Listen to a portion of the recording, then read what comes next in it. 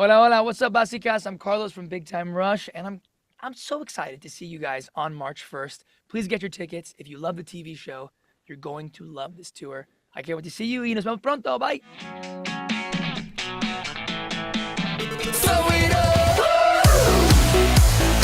Hi, Carlos. What's up? What's up, man? How are you doing?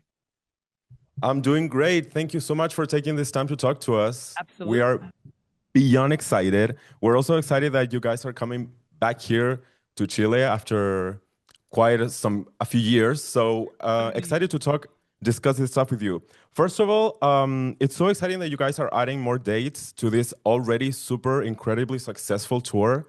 You guys have played in some huge, very important arenas and stages, and the fans' reaction has been incredible. How does it feel to expand this experience? I mean, honestly, it's amazing. The fact that we are going to be going, to Latin and South America, and we are adding dates, like you said, is just it's such a blessing. And the fans, honestly, I'm so excited for everyone to see this show because it is. I keep saying, if you like the TV show, you're gonna love this tour. Okay, because the teasers and the posters and everything, the tour already looks pretty exciting. Yeah. Is there anything you can tell, the rushers and everyone here about what can they expect from this show? Yeah, I mean, we're bringing the TV show to the stage, right? So every song, every episode, the set that we had for the US. I know everyone's seen photos with all the screens and the lights. We're Yes. doing everything we can to bring that same exact set to Latin America, South America. So for us, we're not compromising. We're bringing the whole show, and we're gonna give people exactly what they want. And I think again, if you're a fan of the TV show, this tour is for you. Amazing. And you guys have been giving it everything on the stage.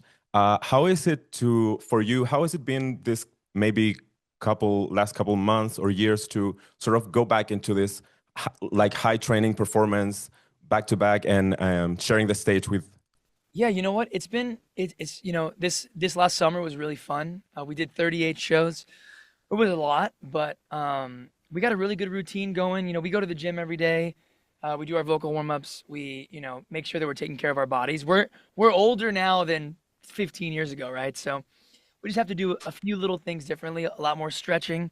But at the end of the day, I feel like we're a lot stronger than we were back then.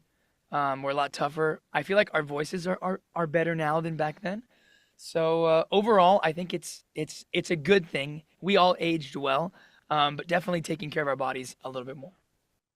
Yes, definitely. And you guys really do look and sound amazing. I was gonna ask about that. Like, is it kind of crazy to sort of see the progress and the trajectory of the band and its legacy after, like you said, 10, 15 years? Did you expect this outcome from that back then?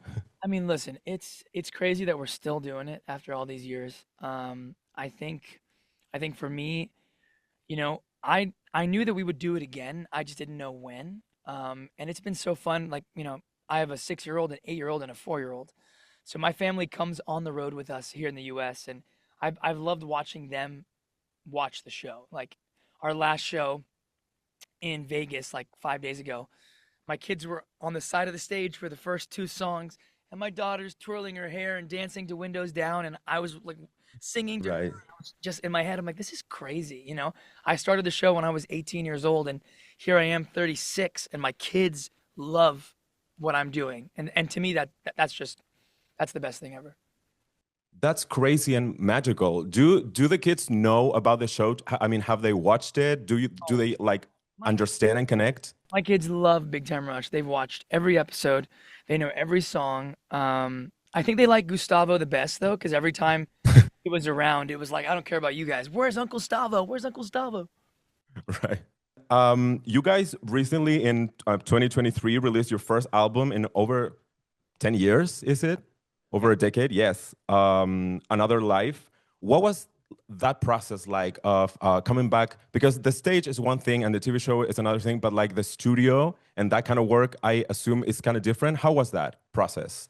Yeah, I mean, it's definitely a challenge because we all at that time lived in separate places. Now we all live in in Tennessee, which is really easy. Right. We all have other things going on. I got my kids, I got my family, I got other businesses. So finding time in that was definitely challenging. But I think our sound overall has evolved. Alexa was just playing that album yesterday in the car, and she was like, "This was a really great album." Yeah. To me, the music speaks for itself, and the fans keep showing up on tour. So as long as they keep showing up, we're gonna keep coming. Yeah, the album is definitely like such a well-rounded project in every single aspect of it, vocally, musically, lyrically, and the whole cohesive collection of tracks works really well. Do you guys expect to maybe hit the studio again soon for a new project, like a new studio project? You know what? I can't confirm that because we're just getting off tour and about to start the European Yeah. leg. But I do know that we're in the process of re-recording some of our old songs, some that Yay. weren't released and some that were released. And I just got a cut of what it's called, "Blow Your Speakers," blow Yeah. speakers, whatever. And they were basically redoing that again and revamping. So I think what's been fun is that there's always something to do with Big Time Rush because people love the music, people love the TV show, and they've had it in their hearts for so many years that even if it's an old song that we're redoing 15 years later, it still gets people excited. So for us, we're just Yes. trying to give everybody what they want.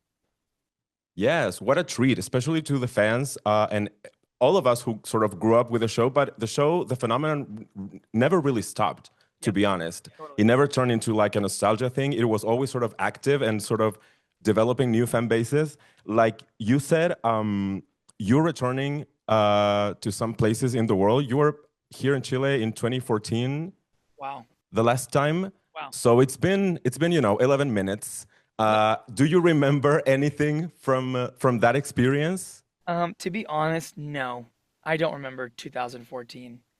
I had just gotten, let me think. I had just met Alexa and we had just gotten married. So that's pretty much all I remember. But Right.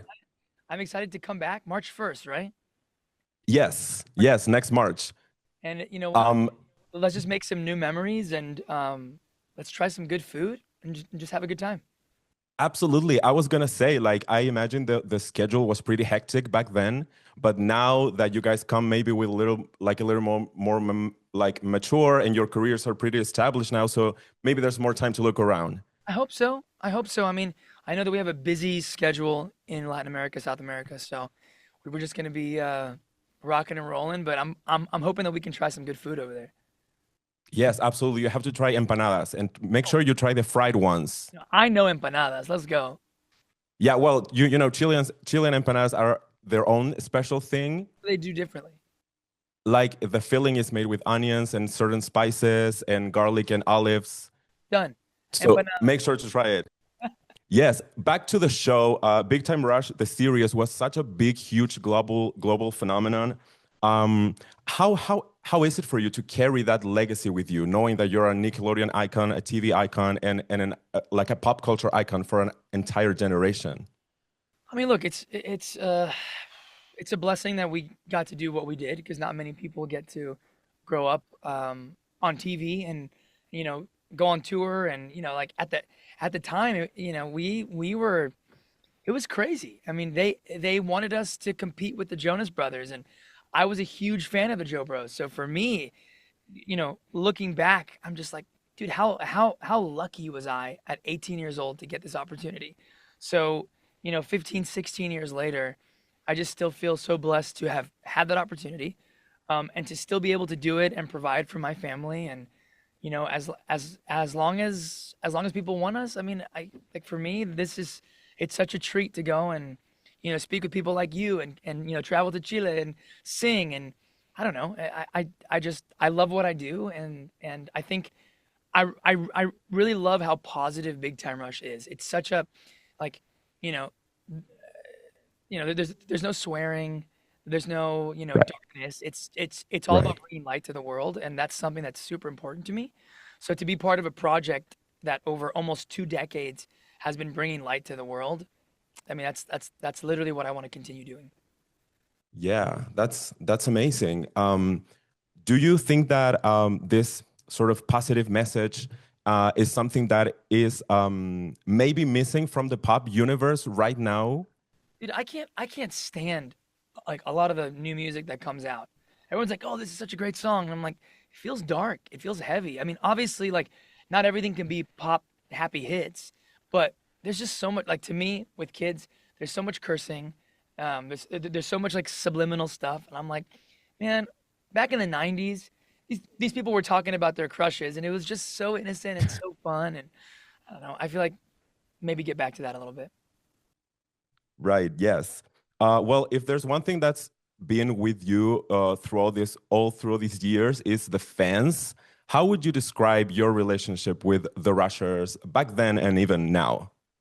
You know, I've loved seeing the same people come into the shows over the years. A lot of people are married now with kids, and they bring their babies to the show.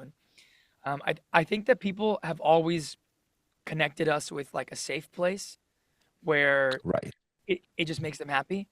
And I think we've kind of stuck to that over the last I don't know what is it. I think it's been 16 years. Like we've really stuck right, with that, like, being that safe place for people. I love when they say like you're my childhood, because at the same time like that was like my young adulthood. Like I from the time I was 18 until what was it 26, all I knew was Big Time Rush. I got right. married and had kids after that, but for me like that's all I ever knew. So in a sense, I've kind of grown up with these people and they've grown up with me. And even though I don't know them, we definitely have a connection because like all we know is Big Time Rush. Right.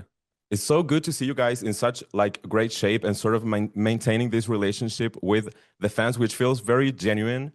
How do you feel the industry maybe is different now than it was back then when you started? Pretty young at 18. Yeah, I mean, we have social media now. We were when we started Big Time Rush, there was no Twitter, Instagram, none of that stuff. So we got on, right as it was starting, and streaming wasn't a thing. I mean, I feel like people were still, using LimeWire and Kazaa and all that stuff to like downloads.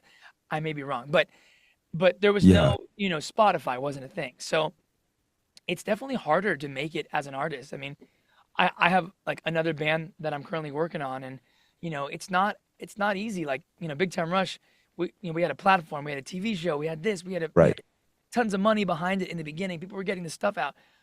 It's hard now for people to make it as an artist. So I think social media has been a blessing and a curse, and we're just we're learning the TikToks. We're trying to do it, trying to stay current, trying to stay with the thing. But at the end of the day, we're just four guys who love singing, and we're gonna continue doing that. Right. You're so right. Back then, we didn't have social media. No, The internet was so different. I mean, I remember I got the first iPad that had 3G, and it was like, whoa, this is. I mean, Yeah. don't you remember you weren't allowed, you couldn't FaceTime on your phone unless you were on Wi-Fi. So you Yeah. had to be on Wi-Fi to do FaceTime, and it was like, oh, that kind of sucks. Now you can talk to anybody anywhere. You could see their face, and it's crazy. Yeah, it's crazy. It's crazy how the relationship with the fans can change through that as well. And you are sort of able to reach new audiences, 100%. maybe new people getting to know your music and your show. Yep. You guys are doing amazing. You guys sound and look amazing. Congratulations for everything, Carlos, for real. And I wanted to ask, is there anything I know you're just in the middle of this tour and about to start everything, but I know the fans are gonna punch me if I don't ask you. Is there anything else coming in the future for the Rushers and Big Time Rush? Right now we're just focused on this tour. We just announced all those dates. There, Yes. there are more dates to be announced. Okay. So we're gonna be going pretty much straight until I think our last show is March 20 something in Dubai. So from here, Wow. so from here until April, we're focused on tour. Again, more dates, more shows coming. But we're just going to focus on this tour and making sure that everybody who wants to see the show gets to see the show. And anything beyond that, I don't even have it in my brain to even think about that. So I uh, imagine. it's a little crazy. But I will say we're definitely planning on releasing some music here and there in between that time, and that includes some re-records, and one of them being "Blow Your Speakers." Thank you so much. We got everything we need. So thank you so much, Carlos, for all this time. Congratulations for everything, and go big time rush, go. Thank you so much, man. Bye.